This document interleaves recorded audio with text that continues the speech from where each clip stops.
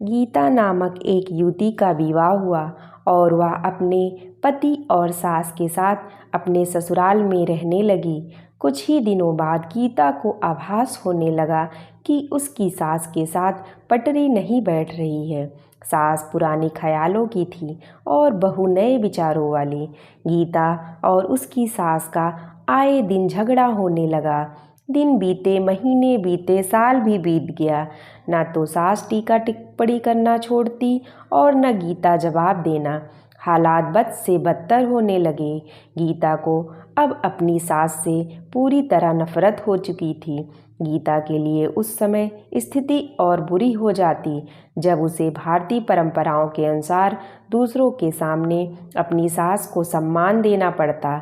अब वह किसी भी तरह सास से छुटकारा पाने की सोचने लगी। एक दिन जब गीता का अपनी सास से झगड़ा हुआ और पति भी अपनी मां का पक्ष लेने लगा तो वह नाराज होकर मायके चली आई। गीता के पिता आयुर्वेद के डॉक्टर थे। उसने रो रो कर अपनी व्यथा पिता को सुनाई और बोली, आप मुझे कोई जहरीली दवा दे दीजिए जो मैं जाकर उस बुढ़िया को पिला दूं, नहीं तो मैं अब ससुराल नहीं जाऊंगी। बेटी का दुख समझते हुए पिता ने गीता के सिर पर प्यार से हाथ फेरते हुए कहा, बेटी, अगर तुम अपनी सास को जहर खिलाकर मार दोगी तो तुम्हें पुलिस पकड़ ले जाएगी और साथ ही मुझे भी, क्योंकि वो जहर मैं तुम्हें दूंगा। इसीलिए ऐसा करना ठीक नहीं होगा। लेकिन गीता जिद पर अड़ गई। आपको मुझे जहर देना ही होगा। अब मैं किसी भी कीमत पर उसका मुंह नहीं देखना चाहती। कुछ सोचकर पिता बोले, ठीक है, जैसी तुम्हारी मर्जी, लेकिन मैं तुम्हें जेल जाते हुए भी नहीं देख सकता। इसीलिए जैसे मैं कहूँ वैसे तुम्हें करना होगा। मंजूर हो तो बोलो, क्या करना होगा? गीता ने पूछा। पिता ने एक पुड़िया में जहर का पाउडर बांधकर गीता के हाथ में देते हुए कहा, तुम्हें इस पुड़िया में से सिर्फ एक चुटकी जहर रोज अपनी सास के भोजन में मिलाना है। कम मात्रा होने से वह एकदम से नहीं मरेगी, बल्कि धीरे धीरे आंतरिक रूप से कमज़ोर होकर 5 से 6 महीनों में मर जाएगी। लोग समझेंगे कि वह स्वाभाविक मौत मर गई।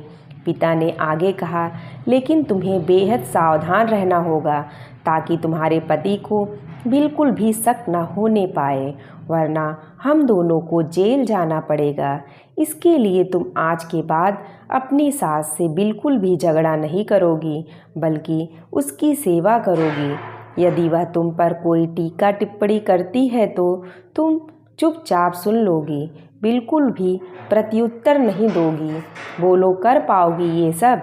गीता ने सोचा, 6 महीनों की ही तो बात है, फिर तो छुटकारा मिल ही जाएगा। उसने पिता की बात मान ली और जहर की पुड़िया लेकर ससुराल चली आई। ससुराल आते ही अगले ही दिन से गीता ने सास के भोजन में एक चुटकी जहर रोजाना मिलाना शुरू कर दिया। साथ ही उसके प्रति अपना बर्ताव भी बदल लिया। अब वह सास के किसी भी ताने का जवाब नहीं देती, बल्कि क्रोध को पीकर मुस्कुराते हुए सुन लेती। रोज उसके पैर दबाती और उसकी हर बात का ख्याल रखती।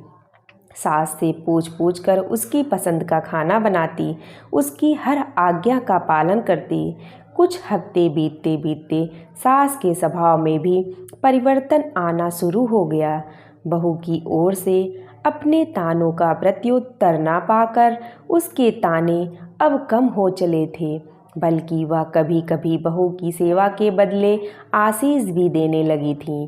धीरे धीरे 4 महीने बीत गए। गीता नियमित रूप से सास को रोज एक चुटकी जहर देती आ रही थी, किंतु उस घर का माहौल अब एकदम से बदल चुका था। सास बहू का झगड़ा पुरानी बात हो चुकी थी।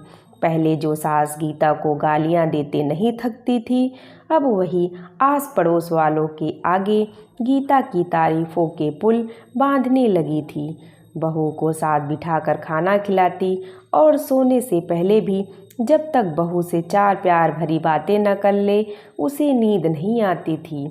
6ठा महीना आते आते गीता को लगने लगा कि उसकी सास उसे बिल्कुल अपनी बेटी की तरह मानने लगी है। उसे भी अपनी सास में माँ की छवि नजर आने लगी थी। जब वह सोचती कि उसके दिए जहर से उसकी सास कुछ ही दिनों में मर जाएगी तो वह परेशान हो जाती थी। इसी ऊहापोह में एक दिन वह अपने पिता के घर दोबारा जा पहुंची और बोली, पिताजी, मुझे उस जहर के असर को ख़त्म करने की दवा दीजिए, क्योंकि अब मैं अपनी सास को मारना नहीं चाहती। वो बहुत अच्छी हैं और अब मैं उन्हें अपनी माँ की तरह चाहने लगी हूँ। पिता ठठाकर हंस पड़े और बोले, जहर? कैसा जहर? मैंने तो तुम्हें जहर के नाम पर हाजमे का चूर दिया था।